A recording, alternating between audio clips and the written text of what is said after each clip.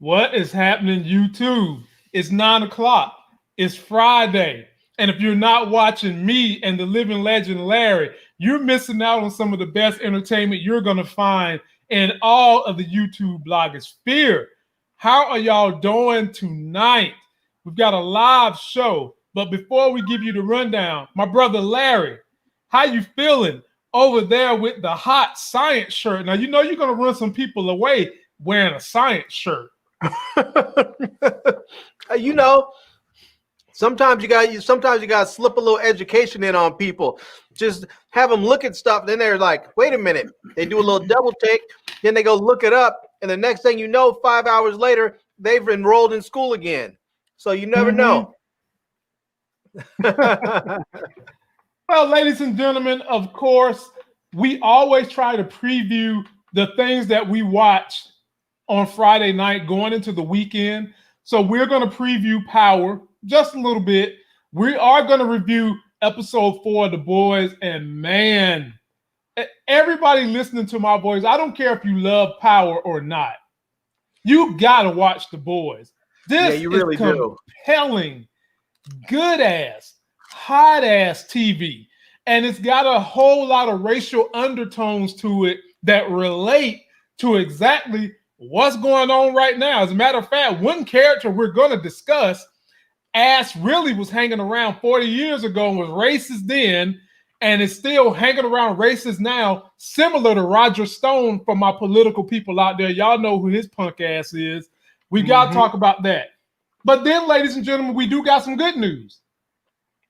Thanks to Muchella, friend of the show, my friend Trisha C., friend of the show, Will Smith, and the old Aunt Vibe got together yesterday. And I've got a picture of it. We got to discuss that. What? Yeah, man. They got together, man. See, in America, they hashing it out. She might make it to the HBO special in December. That would be dope. It'd be dope. And then, of course, ladies and gentlemen, we got to talk about politics. And me and Larry, when we get on politics, we're going to start right with that atrocity that was them damn 18,000 fans in the Kansas City Stadium booing Unity. I mean, straight booing Unity. And that should tell anyone listening to me that believes in equality for everybody exactly how those people feel about equality. That's just tell you everything you need to know. Yeah. And then, ladies and gentlemen, we'll end this show taking you guys into the weekend on what happened in the stock market this week and what you should be thinking about next week. And as we always do before we get into the show, let's go down the shout-out road. Mike Roberts, what's up, brother? Miss Colleen B, what's up, my sister? She's back, y'all. She's a Pittsburgh Steelers fan. I only get to have conversation with her when Power is on and during football season. Larry, she abandons us often throughout the rest of the year. Yeah, man. My man Buzz, Trisha C, what's up, everybody? Without further ado, let's dive on into previewing Power, episode 2, what we think is going to happen. And before we start out, I got to show y'all a little clip because this is going to lead into the things I think might happen on episode 2. Let's take a look.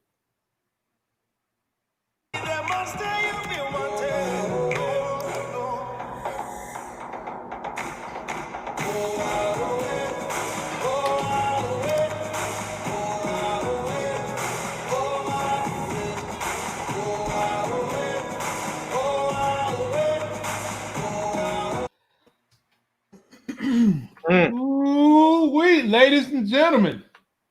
They ain't show that gentleman for nothing. They ain't show Mr. Tejada for nothing. I don't think he's going to be in episode 2, but he's definitely going to rear his head sooner or later. Tariq doing research on that man lets you know that they're trying to push the ghost mantra through Reek, showing that he's doing his homework on either potential partners or adversaries. And then you see at the very end, they zoomed in on Mary J. Blige, which was letting you know that Tariq heard everything going on at that cookout. He observed and took in everything like a sponge in the desert that found an oasis. That little boy soaked it up.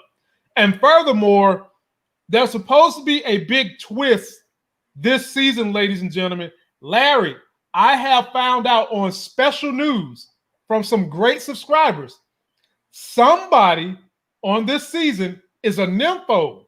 Do you care to guess who that person is? Wait, in real life or just on the show? No, man, and on the show, man. God, God, here we go, man. Lord have mercy. Damn it, man. I was wondering, you didn't specify, so I had to make sure. I had to make sure. No, man, on the show, man, on the show. Somebody is a sex addict. I've got the picture, but do you care to take one guess at who that person is? Man, we've already seen what's his name just getting it in and didn't care that Tariq even walked in the room. So I'm gonna have to go ahead and say Zeke. You are wrong. And let me rephrase the question. Let me rephrase the question for you. Who would you want to be a sex addict on this season? Oh man, Effie. Okay, never mind. That's your answer. This is supposedly the sex addict right here. And I'm sure you don't mind her being a sex addict, do you? No, but I can see that for the story because we already know that she had trouble with her relationship. So I can see that something that happened with that. Bingo. So, yeah. Bingo. And who do you think is going to have to calm down her overflowing panty draws? Well, I'm sure that's going to be Tariq. It's going to be Tariq. It'll be Tariq until Tommy gets there for the funeral, and then Tommy meets her, and then Tommy smashes, and then Tariq got beef over a girl, which would be dumb, but it could happen. Definitely. I'm just saying. So having given you the setup for all these seeds that they're planning in this season, Larry, what do you see happening as the main plot line for episode 2? For episode 2, let's see. Well, I'm assuming that we're gonna learn some more about Mary J's husband, the one that's locked up in jail. Mm-hmm. We're probably gonna learn a little bit more about Sax's family and what's going on with him. Because I feel like this is probably a good episode to sneak some of that in. Because I know some people don't really care so much about that. They're not all that interested. And so this is probably an episode 2, episode 3 is probably a good episode to get some of that stuff in. Because I don't think people always are expecting a whole lot in those sort of, filler episodes. But I would actually like to see where Tariq is going to go with his drug business. So I kind of want them just to hurry it up and pick up the pace. So, I know that they did a lot in the first episode, but I want to see them jump right into the game with him where he gets his hustle started so that they can get all the conflict. I feel like all the conflict that's going to happen, all the craziness about him getting in trouble, him having to fight, him having to kill people or whatever they might end up having to do, whether Tasha is going to be there for him out of jail, whether Tommy needs to come to the rescue, all that I think is going to happen with Tariq back in the game. So I want him to hurry up and get him back in the game so that all that stuff can happen. I don't want to wait around for 3-4 episodes as they build up to it. Are we going to get Ghost's funeral in episode 2? The trailer made it seem as though we're going to get something like that, but do you foresee them not only giving us the funeral, but actually showing the body in the casket? Because that's what everybody's waiting for. I'm inclined to say that it's going to happen during episode 3. Oh, it might even be a little later, only because I feel like Tasha will probably be there, whether she's there on whether they have her furloughed or something so she can go, or she's able to manage to get out of jail. I think she'll probably be there. And so I just don't see how they're going to make that happen in one episode. So I think we'll or in this next episode. So I think maybe we'll see the funeral in episode 3, maybe 4. They still need to plan it, it sounds like. Well, here's somebody we know that is popping up this episode. Councilman Tate. He's going to be in this episode. He's going to be interviewed by Steve from the DNC and also by John Mock. And we've also seen where he's carrying a part of that casket that's supposed to have ghosts in it. So what do you think they're going to be able to squeeze out of Councilman Tate? Me personally, Councilman Tate is an opportunist. Yeah. And I'm sure they want us to think that he's going to spill all his guts about James. I don't think he's going to do that. I don't think the DNC is going to allow him to do that, because he is going to be stepping in that role as governor/lieutenant governor, and he's not going to be able to spill the beans. So, and then furthermore, if he did run his mouth about all of James' dealings, why in the hell would he be helping bury James? So, what do you think is going to come from Councilman Tate? Well, yeah, I don't know what they're going to do with his character, to be honest with you. I mean, and in part because his character was so not compelling to me, I have not given him a second thought throughout all of this, through all the time off of waiting for this to come back and thinking about what could be. Councilman Tate is someone that has been completely forgettable to me. I hadn't even considered what he might do or what he might be up to, or where his character might go.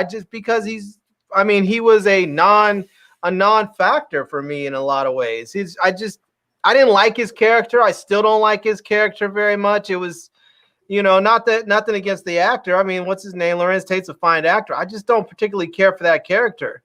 He's not compelling at all. I would like for them. Maybe they should make him worse.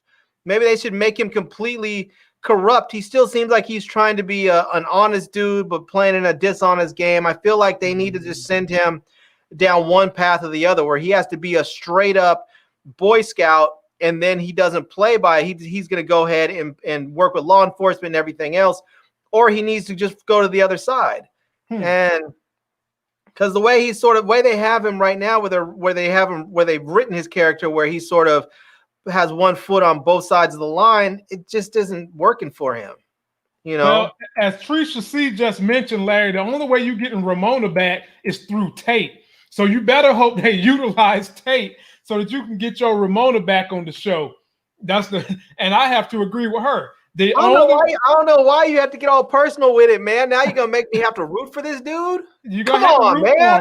Come on, Trevor. I don't want to root for Councilman Tate, but now, if you're gonna make me choose between him and Ramona, I guess I'm gonna have to root for him so Ramona can come back. I didn't have a problem with his character. I actually liked this character.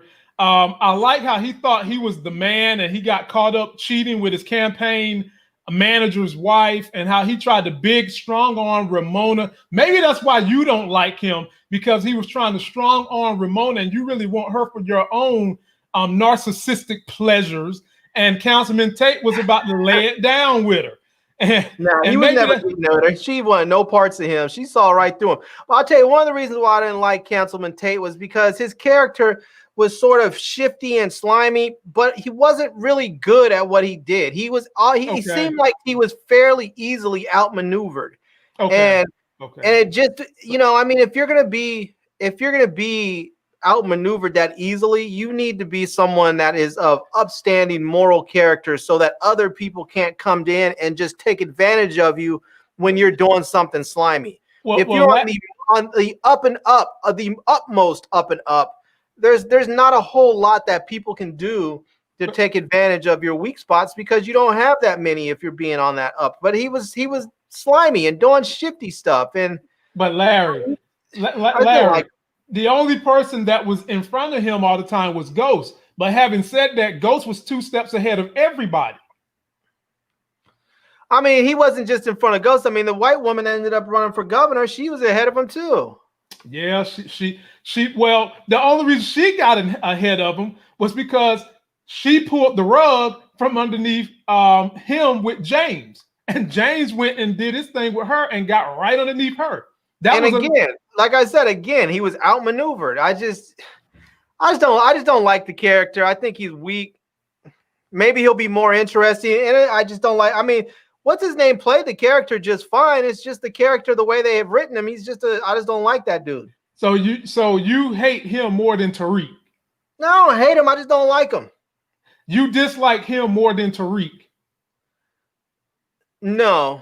Tariq is Nah. Okay, well, let's finish this off. So, previewing episode 2, ladies and gentlemen, things that must happen. We've got to learn more about Mary J. Blige's family organization. They're going to have to tell us that because Tariq is going to have to partner with someone to get his drugs. I don't see him continuously going back to Effie. He might try that, but at some point in time, she's going to cut it off. So in this episode, we're going to have to learn more about the Tejada family, what their real dealings are, and what type of business, the level of business they're doing. We're going to learn about that in this episode.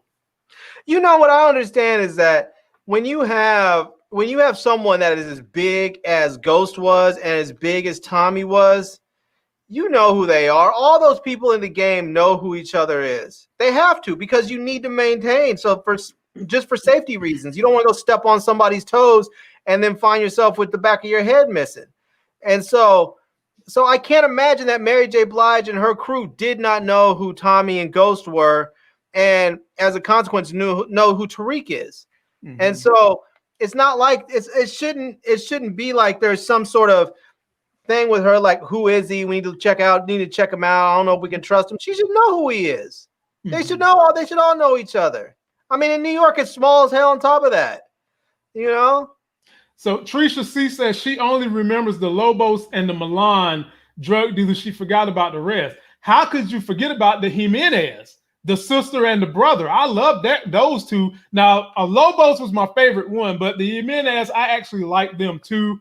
And we have to assume that the Tejadas and the Tejada daddy that's in jail, like Larry said, they have got to know these cartel people. They've got to know. And I think that at some point in time, there's going to be a connection made, and probably the family's going to be told, as we've already seen Mary J. Blige highlighting, whenever you deal with Tariq, you either go to jail or you die. So it sounds like she's going to be trying to play Tariq via the daughter. And what's going to be the explosive part is maybe the daughter really and truly falls in love with Tariq, and that creates a dilemma for the mama. Now, we know Kane, he ruthless. He could give a damn care less about anybody and will probably put a cap in Reed. But the sister, it seems like he loves his sister, is probably going to be the fly, quote unquote, in the ointment. You know, it'd be interesting if they get Two-Bit up out of jail, and Two-Bit sort of becomes Tariq's Kane. Or Kanan, man, because you know Ghost had his Kanan, and if Tariq has his Two-Bit, you know, because Two-Bit and Kanan are the same in a lot of ways. Both of them are in the game. Both of them are survivors. Both of them are pretty smart. They're both extremely hot-headed and will kill somebody in a heartbeat, sort of before they truly think about it. I think that could work out if somehow Two-Bit gets up out of jail and ends up going and working with Tariq or something. I don't know, man. I wouldn't mind seeing that duel together. For the longest time last year, they made it seem like Two-Bit and Tariq was going to hook up and be called 22-Bit, and it never happened. So we'll see. Ladies and gentlemen, post all your comments down below. We're going to move on to the boys review. And before we do that, in Lamont Tyson fashion, I got to show y'all a clip of what went down on episode 4, and man, it was a doozy. Take a look. I mean, this constant need to be loved by everyone is kind of pathetic, but yay.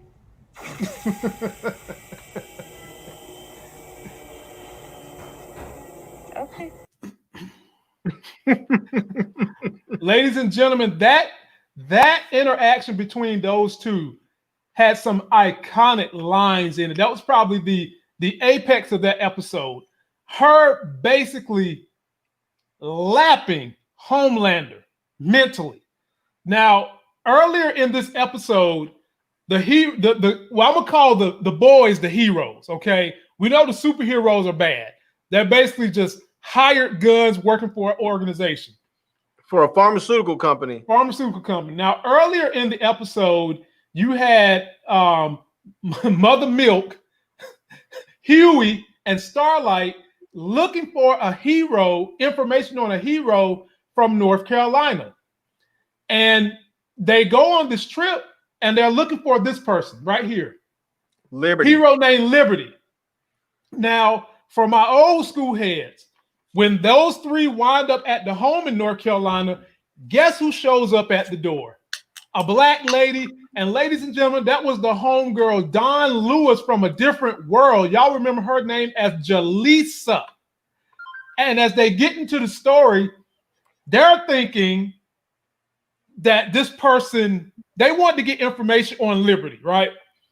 And Vaught had paid off Don Lewis's character to shut the hell up because 48 years ago, she had an encounter with this quote unquote Liberty person.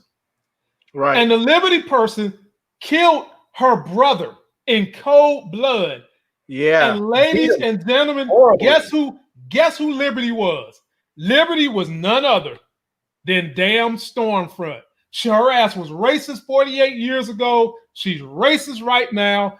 That's why I said she's like Roger Stone, a throwback of racism that has been morphed into the 20th century. Larry, talk about Liberty, talk about Stormfront and how she whipped Homelander.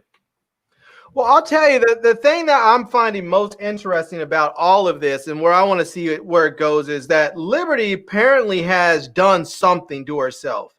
She's either had a connection, maybe she's found a way to work with this Compound V. Something has been going on because she's been alive for a very long time where people thought she should be dead, but she's not. 48 years. And on top of all of that, she's now back. And if you remember when they were given this that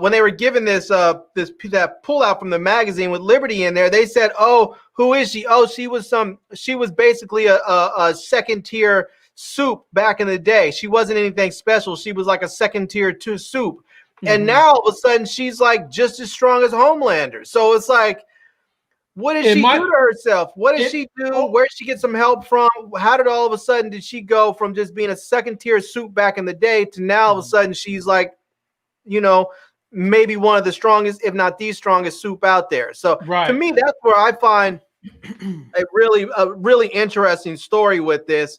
And, the rest of it, all the white supremacist crap and all that stuff. I mean, she's horrible and she's going to have to be killed. And I think that they're going to have, as much as we want to hate Homelander, they're going to try and make us like him by telling us about his background, making us sympathize with him a bit. And then he's going to take up the cause to kill, to probably go after and kill Stormfront, which we're all going to want to see happen because she's going to turn out to be a horrible racist person. And so we're going to end up being forced to sort of like Homelander, in his pursuit of justice. Well, here's the thing. She's already proven that she doesn't have to use her powers to defeat Homelander in that exchange they had when he came in her room. She basically was able to manipulate him mentally by basically saying, you over here wasting $270 million to support and have followers and fans when I go and pay a couple of guys some basically the equivalent of Starbucks gift cards, and they go get on the computer and blog on my behalf and give me followers. And yeah, she said, you have fans, I have an army. Exactly. That was the line of the episode. And when you think about that, ladies and gentlemen, correlate that to Donald Trump. For real. When you legitimately have an authoritarian person, when your fans are willing to die for you, but you ain't willing to die for your fans, quote unquote. And I think that's how they're trying to make Homelander sympathetic. However, as Larry said, she's got these powers, and whatever her powers are have kept her from aging. Now, I wonder if they gave her a different kind of Compound V that not only keeps her from aging, Larry, but the older she becomes, the more powerful she becomes too. Because, ladies and gentlemen, she is not afraid of Homelander at all. And she knows what Homelander can do. And when you break down what she's able to do, she is basically like Thor without the hammer. But the thing is, Homelander, even though he's in the body of a grown man, He has the mentality of someone who's 13. He needs to be loved. He's drinking milk. And there was actually a scene in this thing, ladies and gentlemen, where he has paid a shapeshifter to be the lady he killed last season. And when I was looking, I was like, damn, that lady's supposed to be dead. Yeah. She's supposed to be dead. And then eventually the shapeshifter started having bubble guts and had to turn into his normal shape. And he was ugly as hell, looked like Danny DeVito. And Homelander screamed at him. Homelander was like, turn back into whoever her name was. And he turned back. Madeline. And eventually, after Homelander had his talk with Stormfront got up in that ass mentally. He goes to the shapeshifter and tells the shapeshifter he doesn't need anyone but himself. So then the shapeshifter decides, I'm going to shapeshift into you, Homelander, and give you some head. And what did Homelander, little childish, pompous ass do? Snap this neck. Talk about it, Larry. We really went into the psyche of Homelander this episode. I mean, that was just that thing was just crazy. When I forgot dude's name. I was trying to look him up to find out what his character's name was. The shapeshifter? Yeah. Oh, I had it written down and I forgot to. But go on with your point though. While you're looking for it. You know, I mean, that whole scene was just weird and creepy. Where the dude turned into Homelander and then came over there and was like, he was talking about going down, and he was like, and it's not gay because it's you. And I was like, this whole thing is just weird. And then he snapped dude's neck, and I felt bad for him snapping dude's neck. I was like, look, man, you could have just taken the dude and threw him outside and told him to be gone, or you could have left. But I mean, you didn't have to kill him. No. And that's part of the problem with Homelander and the other soups that we see is that they just don't have any real regard for human life. It's like it's a lot of ways like you would see a kid back in the day. You see a kid that would step on a bug and squash it because it's in the way, or they would take they would see a spider, and instead of taking the spider and putting it outside, they just smack it with a newspaper and kill it. There's no need to, but they do it anyways. And he has no regard for life. And, zero. Yeah. Do you remember the scene when he was about to kill Starlight, but she was able to prove to him that she wasn't lying? Right. And I don't know how he fell for that, but he fell for it. Well, she was actually telling the truth at the time. She wouldn't be able to tell that truth now because she could technically, because they did go on that trip and then they broke up, and she said, I'm not, we can't do this anymore or whatever. So she still keeps enough of a distance that she can tell the truth, and if she's smart enough to say the right things in the right way, she can still tell the truth. Exactly. But now, go ahead. People need to figure out what to do about Homelander, because not only is he powerful, but he's proven to be extraordinarily dangerous, where he's not even just dangerous, he's reckless. Mm-hmm. And, I mean, it's the same with a lot of them. It's not all of them. I mean, what's her name seems to be fairly responsible with her powers. Queen Maeve and Starlight seems to be responsible. We know that what's his name isn't that Black Noir. What's the fast dude? A-Train. We know A-Train's not, because that whole series started off in the first season with him busting through that woman and basically exploding her. Well, Larry, think about that though. Think about Vought has been doing that and trying to pay people off all these years because they did the same thing with Liberty. And then going to give the family $2,000 for the boy's life. Yeah. I don't give a damn if it was 1978. $2,000 ain't a lot of money for somebody's life. Are you kidding me? No, man. No, not at all. And then you had the other storyline that was going on in this thing with Homelander and Queen Maeve.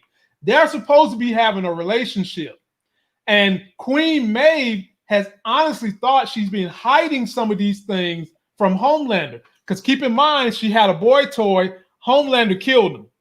And she's got that girlfriend in the hospital that she's been whispering on the phone, and she got to know Homelander's got supersonic hearing. He can hear anything.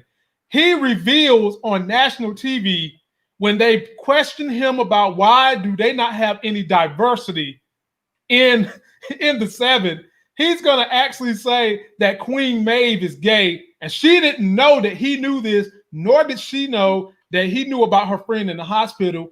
And now she's probably definitely afraid, ladies and gentlemen, because Homelander has been destroying anyone she tried to have a relationship with, even though in this episode, he pretended as though he's rooting for them. No, he's not. And on top of that, in that same scene, he tells the people that, well, we have A-Train that's part of our team after he just literally fired A-Train. He just told them, you're no longer going to be a part of the 7. And they're up there saying you have A-Train. Well, you don't have A-Train. So and did you hear what he said about Black Noir? Yeah. He said, well, he's something. I guess he covers all of them. Yeah. He went, ladies and gentlemen, he went Larry on it. He said he's black, he's Puerto Rican, he's got a little Hispanic in him. He went Larry on it. So he represents like 10 different ethnicities, is what a Homelander tried to say about the Black Noir. Don't act like everything doesn't originate from Mother Africa. Hey, okay, you know? I'm with that. And ladies and gentlemen, Huey finally got a chance to smack them panty draws of Starlight. Yeah. And now both of their noses is wide open. Right. And Starlight left him and she said, Huey, we can't do this. But we're going to do it again very soon. Thank you. Moving right along. We also got to talk about the Deep and him being caught up with this Scientology cult. Now, they're trying to reform him because Homelander basically done kicked him out the 7. And what the Deep don't know, they're not planning on letting him get back in. But the Deep thinks that if he can change his image, he's going to get in. So they're interviewing all these women that they're just going to pair the Deep up with so that he can look like he has a religious relationship, change his image. And then that one chick that was a hottie, that was a freak, he wanted her. And what did the lady tell him, Larry? she said, she was like, hell no, you're not going to get her. You have to have this other chick that looks homely a little bit, looks really, really American and all that shit. And he was disappointed. No, he wanted her. He said, I thought it was my choice. She said, you do get to choose. You get to choose her. All right. And then, ladies and gentlemen, the last thing we're going to cover on The Boys episode 4, because it was a lot to take in. It was a very entertaining episode. We learned more about Butcher and Becca's background. Now, keep in mind, Butcher was chasing Homelander before he got involved with Becca. Becca reveals in this episode that the way she got pregnant with her kid is Homelander raped her, and she held that information from Butcher. Now, first of all, Butcher, by hook or crook, got into this compound where they're holding Becca and the little boy. I personally felt like they let him get in there. And at the end of the story, you probably see why I felt like they let him get in there. I'm going to save that for y'all that ain't seen it. But Larry, expand on, did you feel like you learned a little bit more, or did you feel like there was more gas poured on the Butcher, I got to kill Homelander story when you found out Becca was raped by Homelander? And keep in mind, Butcher was trying to take Becca away and leave the little boy. And she ain't having that. She wasn't having it. Mm-hmm. Yeah, I mean, I knew things weren't going to go his way, because I mean, even though the child came as a product of rape, it's still her child. Mm-hmm. And she apparently still loves him. I mean, she loves him to the point that she's willing to face down Homelander, who can just snap her with the flick of his wrist. And no, he can't. No, he can't, because that's obviously the son is going to be more powerful than Homelander. And I'm not saying it's a punishment defender. I'm just saying if he wanted to, he could just walk up to her and break her in half. Now there might be consequences, but he can still do it. He can't do it because in his mind, remember how she was able to get him not to kill Butcher? She had to tell Homelander that if you kill Butcher, I'm going to tell your son that we're separated and you harmed me. Remember that? And that kept Homelander from touching Butcher or her. So for whatever the reason, Homelander has some kind of attachment to that son that he's not going to do nothing to the mom at all. Well, it's going to be interesting to see what happens with it. I thought it was interesting the way that conversation went down, where she was saying, "No, I can't go with you because you would basically try and get rid of my son shortly after we were gone." Mm-hmm. And he didn't really deny it. He said, "No, I accept him. He's from, but it wasn't convincing at all." And I think she truly realized, yeah, if I go with him, my son's going to end up being, I don't know what's going to happen with him, but Butcher will get rid of him one way or the other. Right. And so, I understand why she did what she did. And I think Butcher now that he knows that Homelander raped her, I think he's probably going to have just a whole new fire and fury underneath him. The only thing that I think may happen is I think there might be a little bit of conflict between him wanting to kill Homelander and maybe him needing Homelander alive when he realizes that Stormfront is way worse than Homelander. Well, I can agree with that. And because this season, so we got 4 episodes, I can easily see somehow or another Becca and Butcher getting back together and Butcher raising that son as his own, and the son coming up with those same powers and being more powerful, having to be like the first, well, not the first, but a good superpowered person to help beat up Homelander, to help beat up Stormfront, and to kind of maybe start a new revolution where Starlight joins. Maeve is leaving the 7, Larry. I'm telling you right now, she's either going to get killed or she's leaving. And I also think that Black Noir is going to get his ass killed too. Because you saw who he's about to go after at the end of this episode. I'm not convinced. I'm not convinced he's going after Butcher to hurt him. You don't think so? I don't think so. I don't get that vibe from him. I think he wants to find him, but I don't think he's trying to kill him. I think he might have I think he might know something. Maybe he wants to work with Butcher. I think there might be something more there. I wouldn't at all be surprised if we see sort of an alliance between, Black Noir and Queen Maeve. I wouldn't be surprised if we see a couple of these soups actually teaming up together. I'm telling you, it's gonna happen because Homelander and Stormfront apparently are powerful enough to take on everybody else. But remember, Maeve has the powers of Wonder Woman. Right. But if Stormfront is more powerful than Homelander, who has Superman powers, that's not going to do much for Wonder Woman. I mean, I'm just telling you that right now. Well, no, because in the comics, I mean, Wonder Woman was just as powerful, if not more powerful, than Superman. Nope. She was a god killer. When they always got down to the nitty-gritty, she'd get her ass beat. I mean, there are several comments where she got her ass beat to death by Darkseid, and who comes in to save the day? Superman. There's another one where she got her ass beat by another Superman villain, and Superman and Batman had to come in to save the day. She's not as powerful as Superman. Nope. Well, we'll see what happens. It's going to be interesting. I mean, that's why we may see a team up between a few of them. Maybe it'll be like Black Noir and Queen Maeve and Starlight. It might be that we see those 3, and I think that we'll probably if it's going to be Huey that takes the stuff, then we'll see him take it.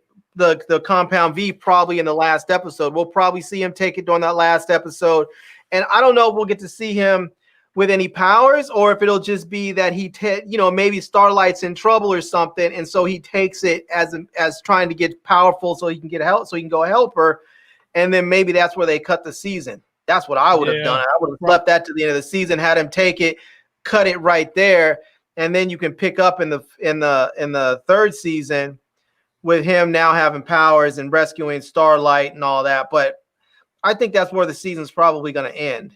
I got you. Well, ladies and gentlemen, we'll put a pin in it there.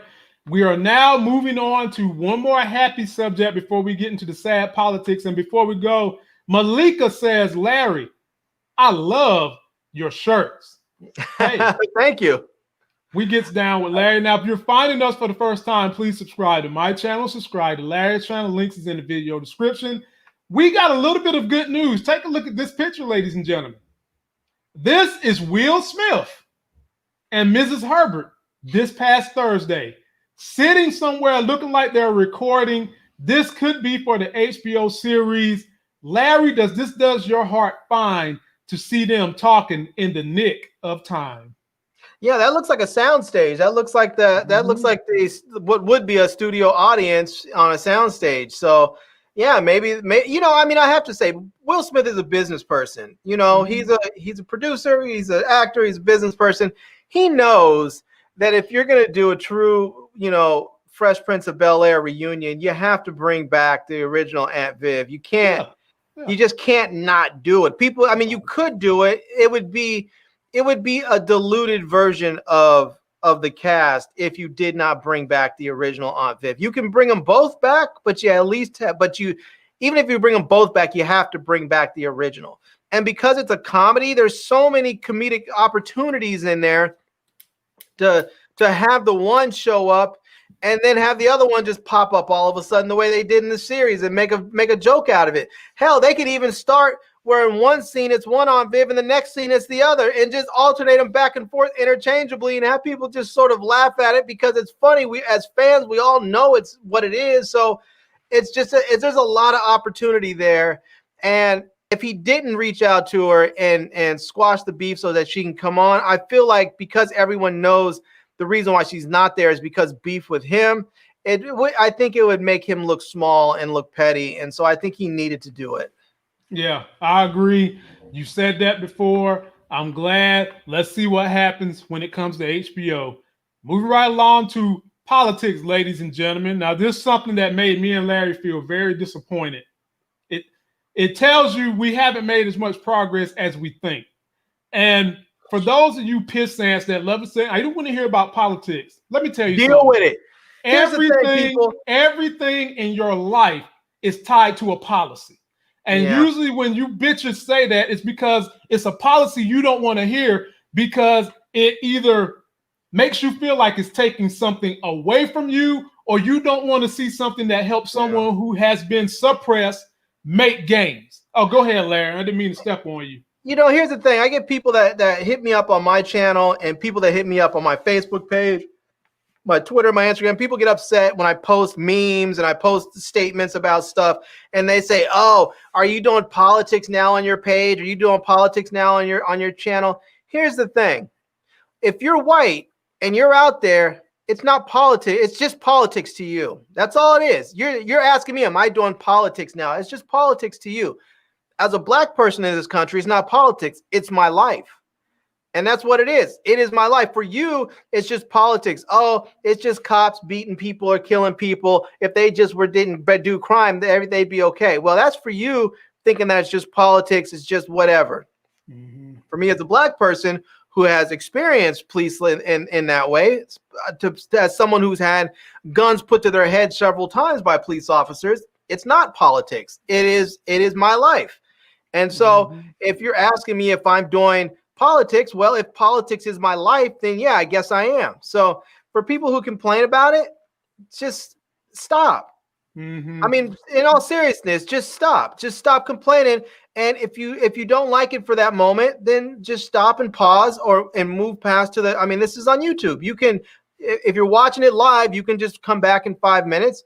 If you're watching it after the fact, you can just simply scrub right through until we're done talking about it. It's that simple. They want you to shut up because they feel like when you start talking about these things, your voice might actually enlighten someone. That's really why they don't want you to talk about it, which brings me to why me and Larry are upset today. And for all my football fans, you saw this last night.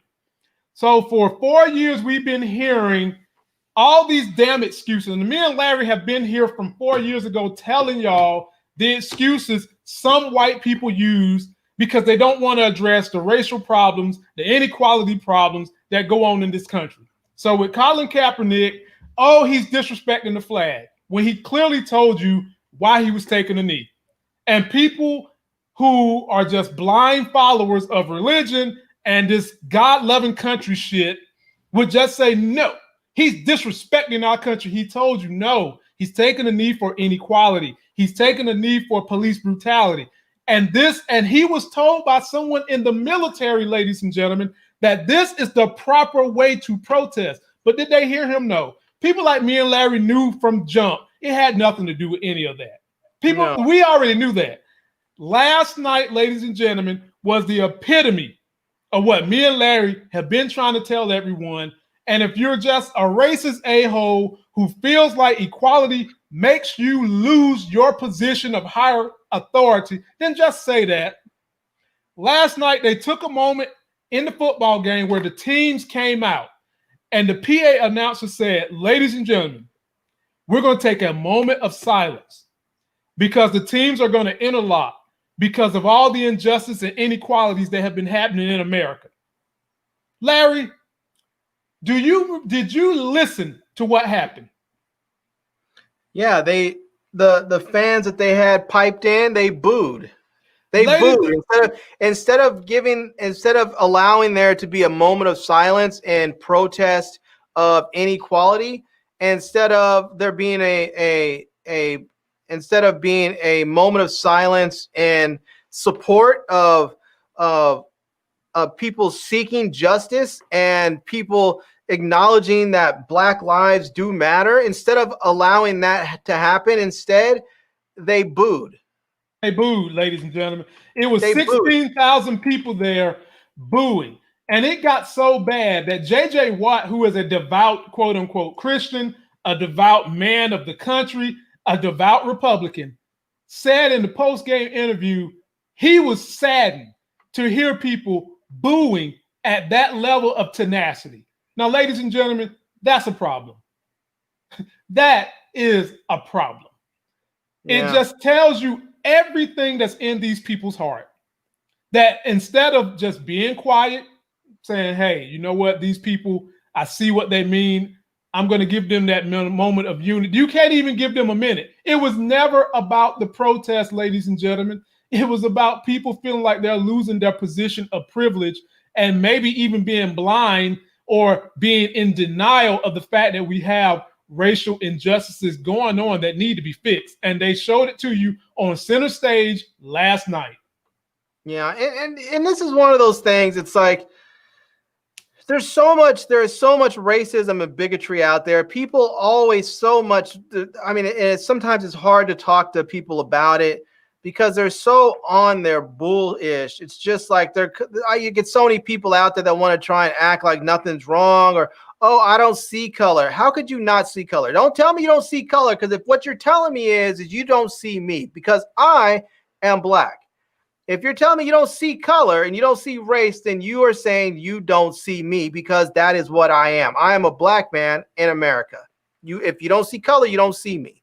And well, secondly, to highlight that, Larry, America is the most superficial place in America. Everything is based on someone's outward appearance. When you first meet somebody, you don't say, oh, damn, he has a big heart. I see right through him like translucent, man. No, man. You judge people based on whatever stereotypes you've been raised into upon your life. And for us, ladies and gentlemen, as minorities, it hasn't been a good one traditionally, especially in the South. Right. And so I guess I'm sort of stuck in this thing with, they've been talking about that there is a cold civil war going on in this country, and there's been one going on for a long time. And whether you like Joe Biden or not, we need new leadership in this country. We need new leadership regardless of who is. I mean, we need someone besides Donald Trump. We need somebody who's actually going to unify the nation, because the reality of it is, having all of these white supremacists out there and having other people who are starting to feel more emboldened and being influenced by them and them being louder and more ruckus and more violent, it is a national security threat. Right. They are an actual danger and a threat to the nation. The FBI has come out with reports that have said that these white nationalist groups, these white militia groups, are the largest domestic threat to the nation that we have. No, say what they said. Terrorists is what they said in the report, ladies and gentlemen. They called them. Now, this was done under Trump's watch, so don't be giving us this bullshit about don't believe CNN. No, this came from the FBI under Trump's governance that said the greatest threat to America is white nationalists and supremacy groups that are domestic terrorists. Right. And so, you know, when you have this, when you have all these groups that are doing that, and they're talking about we're in the middle of a cold civil war, it makes our country very, very vulnerable to not that I'm not saying some other country is going to attack us, but it makes us vulnerable to that if somebody wanted to. If Russia wanted to come in and do something, it's a good time to do it. If China wanted to do something, it's a good time to do it because America is so divided. We couldn't sit there and go in Congress and say, okay, we're all going to sit down and agree that we're going to give this amount of funds to the military, or we're going to declare war on this, or we're all going to, you know, if some white country decided they were going to attack and try and take over the West Coast or the East Coast or something, you would probably have a whole bunch of these white nationalists that would say, I'm with them. Mm-hmm. They would probably say, yeah, I'm with them. I want to go do what they're doing. They're a good white nation, they would probably say. Now, Larry, haven't we not forecasted to people before that this is what other countries are trying to figure out how do you divide? Because when you have a country that is more powerful than you beat them two ways, either guerrilla warfare or you divide and conquer. And did we not say that what could be going on was these other countries infiltrating us to see exactly how to divide us, how you get an idiot in the office that we can come in, not only can we control the idiot, but then we can come in and militarily do whatever we want, and then maybe even cyber issues. We said this, Larry, in March. Right. I mean, it's one of those things that it's a dangerous situation, whether you want to believe it or not, whether you want to recognize it or not. We can already see how it's playing out right now just with this coronavirus. We can see how lack of leadership is causing the deaths of the American people. We can see how lack of leadership, and not just lack of leadership, but people actively at the top, actively saying and doing things to cause harm to the American people, how that is actually working. I mean, you have people that are going out. They went out to Sturgis and had that big motorcycle rally. That was not a big rally where you had a bunch of black folks or Hispanic folks. It's a bunch of white folks on their Harleys and Indians and other motorcycles. They went out there, and they've already said there's probably been, like upwards of 20% of all the new cases in this country of COVID-19 directly related to that rally. And they're talking about over 250,000 new cases already. People are dying from this stuff. It's not a joke. And if we don't get new leadership, I honestly, like I said this a long time ago. I said, I do not believe that our nation can survive 8 years of Donald Trump. We can survive 4 years of almost any president, because our country usually is, by the time the Democrats get out of office, usually our country is on such firm footing that we can survive whoever comes after them, good or bad. All of the best years of the stock market have been under what regime, Larry? They've been under the Democrats. Under Democrats.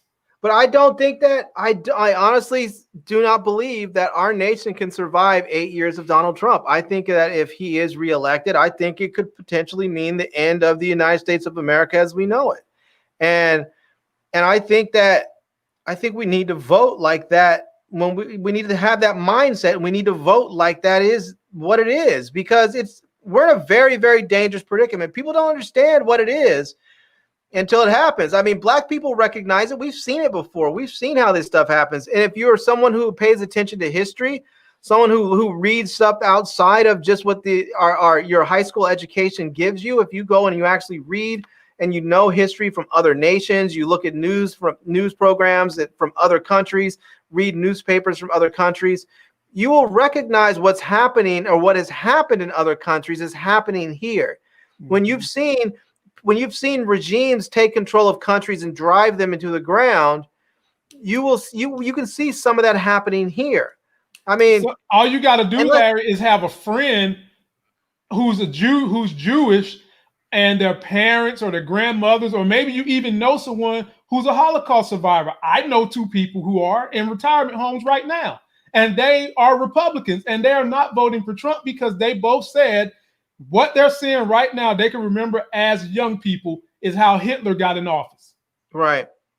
And if you look at something like, I mean, look at a country like Venezuela. Just a few short years ago, Venezuela was prospering. They had a crap ton of oil money flowing through that country. They were doing well.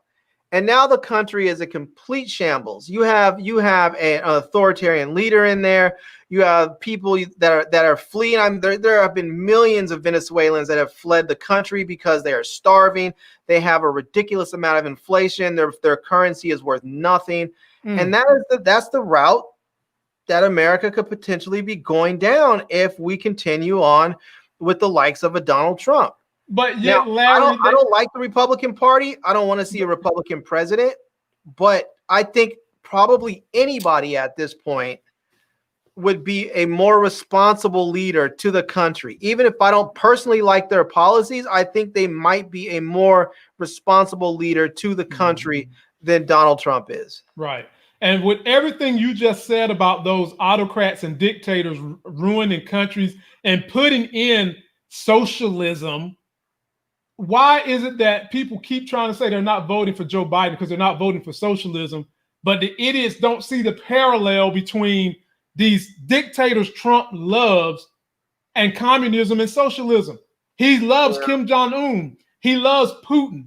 He loves that other dictator in South America. They both have communistic, socialist style economies. And you're sitting here talking about, I'm not voting Democratic. I don't want social. I'm like, N-word, you don't know what socialism is.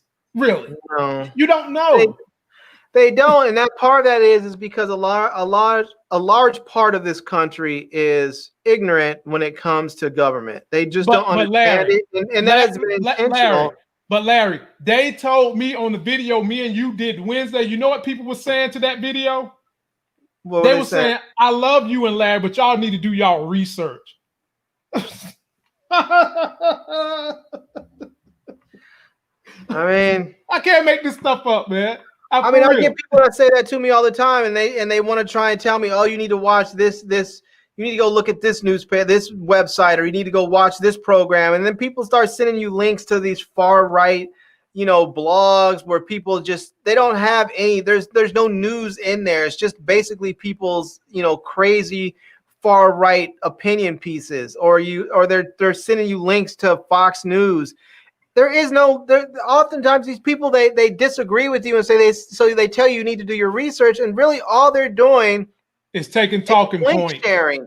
They're just link sharing from these right-wing websites. There is no real research that they're doing. They're not looking at information from various sources and analyzing it and saying, okay, what's really happening? Okay, this person said this, that person said this. What is really happening? And what's the middle? If there is a middle. They're not doing that. They're just simply saying, okay, well, this over here aligns with my way of thinking. Right. So this is what I'm going to accept as truth. Yep. That's okay to do. If that's what you want to do it. But don't turn around and tell me to do my research because you disagree with the actual truth. Now, you can have your truth, but there is still an actual truth. Right. And there ain't no such thing as two truths. One of y'all is lying, Larry. A fact is a fact. A fact doesn't change no matter what happens to the weather, no matter what happens to the earth. A fact is a fact, and it doesn't change. So Kellyanne Conway and this Trump organization has made it cool to gaslight and to use this term alternative facts and have people questioning everything because everything that comes from them is just a lie. And so when people look at me and like, do your research, I look at that as a cop-out because you have no point to debate yourself. Me and Larry don't gotta research a lot of shit because we're versed. We do a lot of stuff. Me and Larry listen to right wing occasionally. to hear what craziness they're saying. And we sync it up with what's going on anywhere else in the news. And then we look for legitimate journalists, legitimate publications. And then we deliver the information. And from that, Larry, we'll move on.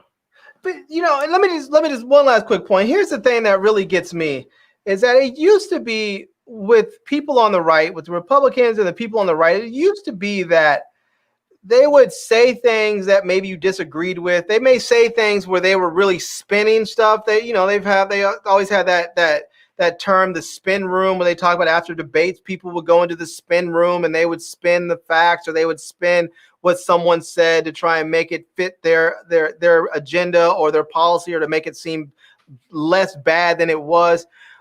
But here's the thing. We have moved away from the spin, and we have gotten into a point where the Republicans are just straight lying now. And they're not even trying to hide the fact. I mean, just the other day, I think it was yesterday, CNN had to pull away. They cut away from the White House press conference because they said the press secretary was just telling flat out lies. And they were like, we're not going to give her a platform just to tell lies to the American people, when there are actual tapes of, for instance, of Donald Trump telling Bob Woodward, yes, I knew it was deadly. I knew it was dangerous. I knew it was far more dangerous than the flu. I knew that it was aerosolized. I knew all of these things, but I kept it from the American people and I downplayed it. And then you have his press secretary trying to get out there and say, no, he didn't say that. No, you have it wrong. No, what he really said was, well, you can't say someone didn't do something when they're on tape doing it. When they acknowledge that's them on tape. When you have a respected journalist that recorded it and had the president sign waivers authorizing the tapes to be created and used. So you can't then turn around and say he didn't say it. I mean, that's how bad things have gotten, is that when news agencies have to simply just cut away and say, sorry, we're no longer going to give this any airtime because it's flat out lies, and it's not just lies, it's potentially dangerous to the public. I mean, at this point, like we have said before, we are no longer dealing with a political party. We are dealing with a cult. And I don't really know how you can deal with a cult. The only thing you can try and do to deal with a cult is to marginalize them and sideline them so they have no power, so that they become a non-factor. That's the only thing you can really do, because the people that are in the cult are going to continue to believe whatever this cult leader says. Yep. And with that, ladies and gentlemen, we are going to pack it in right there, because we're going to keep bringing you guys politics throughout the finish line of this election, because we've got to get Joe Biden across that finish line. Larry, let's talk about stocks. Then I'm going to get out of here in about 5 minutes. You know, I've got a shift and a date with a young lady who really, really gets cranky when daddy's separated. We had a down week before last. We had a pretty soft week this week. Some things rebounded, some things didn't. Right. What are going to be your moves in the upcoming week? Apple went down the previous week, and they had a small rebound Tuesday, and then they just went right the hell back down this week. Tesla went down last week, went down a little bit this week, but slowly rebounded to end the week right around 379-ish, 380. So they're going to come back. Y'all just got to mark my words on that. Your cyclical stocks, Larry, those kind of been on a steady rise up. A little bit, anyway. So having said all these things, what moves are you planning on making next week? And then I'll give you my rundown of what my options are going to be next week for anybody who happens to give a you-know-what. Well, I'm hoping that Tesla will get a nice little run up again so I can get the hell up out of it. Ladies and gentlemen, Larry's not a long-term Tesla guy. I just got to put that out there. When you start investing, you have to know why you're investing, because that gives you an understanding of how much risk you're willing to take and how long of a time period you want that risk to last. So for Tesla, for Larry, Tesla was only supposed to be maybe 3 to 4 weeks, period. Yeah, and I'm willing to go to battery day, but I want to be out of it. I actually want to be out of it before then. But if it goes to battery day, at this point, I got into Tesla hoping that I would make some money off of it. And at this point, I'm just hoping to get my money out of it. And that's it. My my expectations have changed. I wanted to make some money when I got in, and at this point, I just want to get my money out. And I do, I hope that I can get it out early this coming week, because I would like to, I would like to buy some other stocks. Like I would like to buy some more GE. I would like to buy some more Ford stock. I think that, I know that GE was gone down this week. Actually, I set a trigger to let me know when it hit below $5 or when dipped below $6, and it did at one point. It was at 5 something, and then it went back up a little bit. But I think that GE is gonna do some interesting things. They're supposedly making some deals with some electric car makers. I know that they did the deal with Nikola, and Nikola went up, but then it dipped the end of this week. The biggest dip is yes. And that's because the company is on some BS apparently. Apparently they've been lying and cooking the books. And Larry, what have we been telling people since March? Do not mess with SPAC companies that don't have a product. Don't mess with them. Don't mess with them. I don't give a damn if they say they sign a deal with Microsoft until they have a product, until you can see some earnings and some debits and some credits on the books. Don't mess with them. It's all If you're looking at doing it because you were looking at speculation in the lottery, then that's on you. Personally, go buy a lottery ticket. But if you're doing it because you think it's investing, it's a gamble on those type of companies, ladies and gentlemen. If anything, if you want to get in bed with them, get GM. Because that's what they partner with. They partner with GM. Well, I'm not messing with them. I know that's, I'm gonna sort of just hold. I'm just gonna hold tight for a little while. I know that generally September and October can be pretty volatile months. Yes, especially September. September. I mean, if I get out of if Tesla hurries up and moves up, and I can get the heck up out of it, I may buy some more Apple stock while it's down a little bit. What? I may pick up a little bit more while it's because it's a little bit down. I think Apple's going to do quite well throughout the rest of the year, because the iPhone 12 is going to come out. Apple has their next announcement for I think it's for the Apple Watch and an iPad on the 15th, and then the next month in October they're supposed to have the announcement for the iPhones, the iPhone 12s, and I think they're supposed to have 4 different models. And this is supposed to be, I think this is supposed to be the biggest upgrade cycle that they've seen yet. So that means that there are a lot of people out there that have had their phones for multiple years and they're due for upgrades. Some of the phones, and part of the reason how people know when there's going to be a big upgrade cycle is part of it is that people know, okay, well, there's been such and such amount of phones sold 2 years ago, and all these companies, all the AT&Ts and Verizons and T-Mobiles offered everybody these 24-month deals to finance their phones or get their phones for free over a 24-month period. Those terms are now satisfied, and people now have the ability to update their phones and upgrade their phones. And so that for a lot of people, that means they're going to enter a new one of those deals with their service provider and get a new phone. So there's going to be a lot of phones sold that way. Also, you're going to have a lot of people that just want a new phone because they're sitting around the house all day. They haven't been spending their money because they haven't been going out, and now they have a little extra money. So why not buy the thing that you actually probably use the most? For most of us, our phone is the most used electronic in our life. And for most of us, yes. Yeah. And so why not spend a little extra money on it and get a nice one, especially if you have the money, because you've just been sitting on it. And so I mean, I think Apple's going to do quite well. We'll see how it all turns out, but it's supposed to be a big upgrade cycle for them, so we'll see. Ladies and gentlemen, I'm going to put, if I buy anything next week, right now my number one priority is making income by selling calls and puts. And I made $1,100 this week with Tesla because I've got 100 shares, and I put those 100 shares up for sale via a call, and I won my call.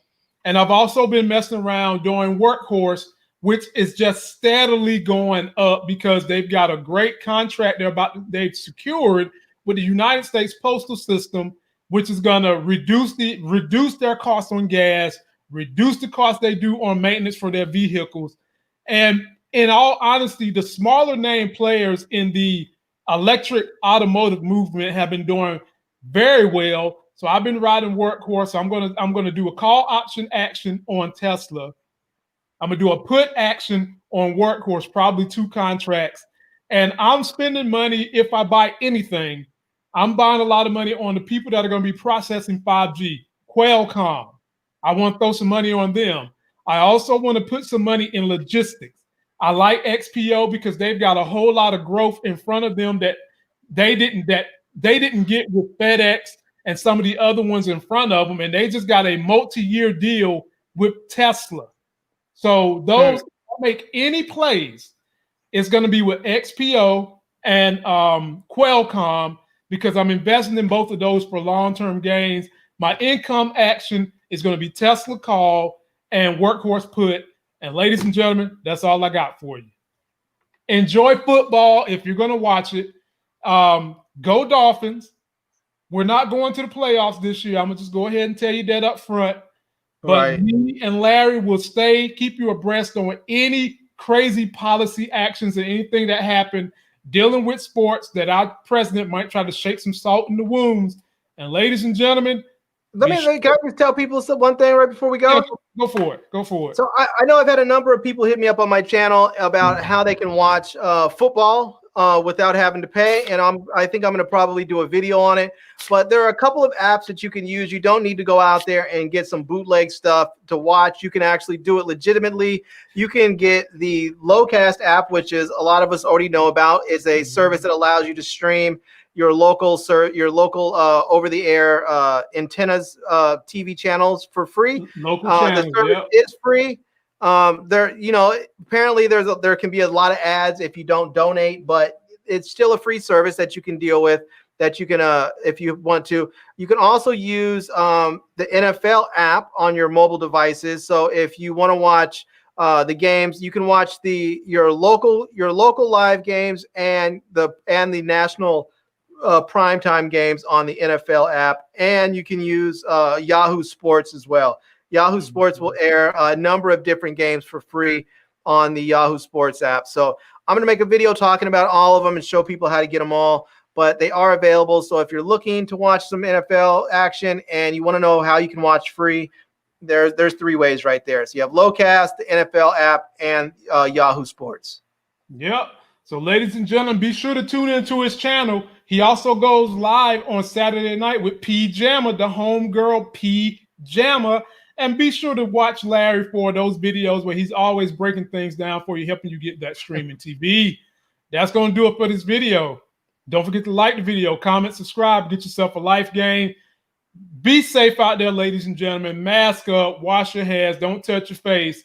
And if you're like us folks in North Carolina, a lot of people got their ballots and they're ready to vote. Do what you got to do and go vote. Till that next Sexy as Hell video, people, on Monday with Sharonda. We'll see you. Peace. Peace.